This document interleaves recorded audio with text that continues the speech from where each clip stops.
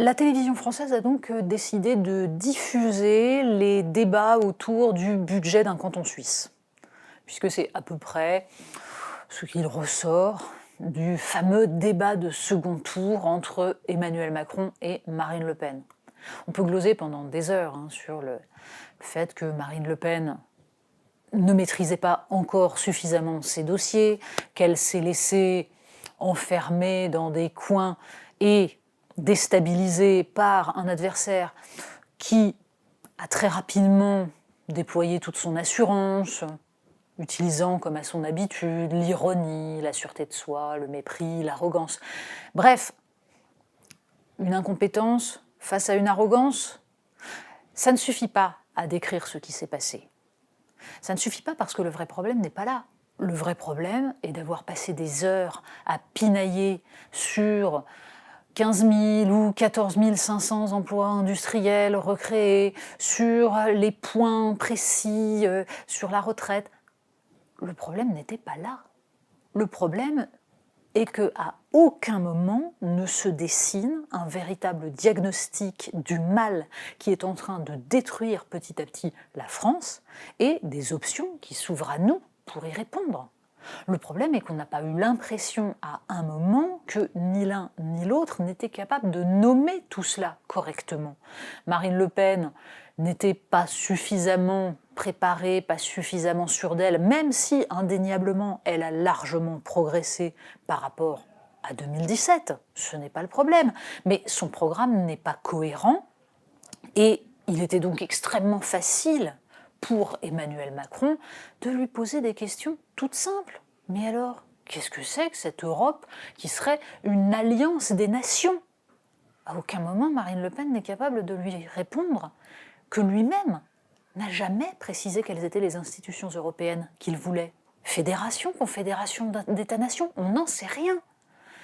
Et évidemment, Emmanuel Macron se gardera bien de le dire, puisqu'il n'a aucune vision sur cette question-là, qu'il navigue à vue, et que sa seule politique consiste, sous des apparences de reprise en main de la politique française, à s'excuser vis-à-vis de l'Allemagne que la France ose encore exister. Sur tous les sujets, on en était à peu près là. Sur le voile, n'en parlons même pas. Sur la façon dont le programme de Marine Le Pen n'utilise pas quoi que ce soit des outils qui pourraient permettre à la France de mettre en place une politique énergétique correcte. Venir proposer de sortir du marché européen de l'énergie, il était tellement facile pour Emmanuel Macron de lui dire que ce n'était pas la bonne politique. Pour autant, Emmanuel Macron a menti tant qu'il pouvait, a évidemment tordu les chiffres tant qu'il pouvait, a maquillé son bilan. Oui, 600 milliards d'euros de dettes supplémentaires. Évidemment, pour le quoi qu'il en coûte. Bien sûr. Et bien sûr qu'il fallait le faire, le problème n'est pas là. Le problème est de l'avoir fait après une politique d'austérité qui avait interdit toute préparation de la France à la moindre crise. Le problème est de faire croire que les résultats corrects d'une partie de l'économie française actuellement, dont on aurait bien tort de se gargariser, sont dus à la contribution des futurs contribuables français, ceux qui vont rembourser cette dette, et absolument pas à la politique qui était prônée par Emmanuel Macron au début de son quinquennat. Derrière cela, en effet, la question est de savoir si la France va réellement, dans les mois et les années qui viennent, déployer les outils qui lui permettraient de sortir de cette spirale descendante dans laquelle elle est enfermée.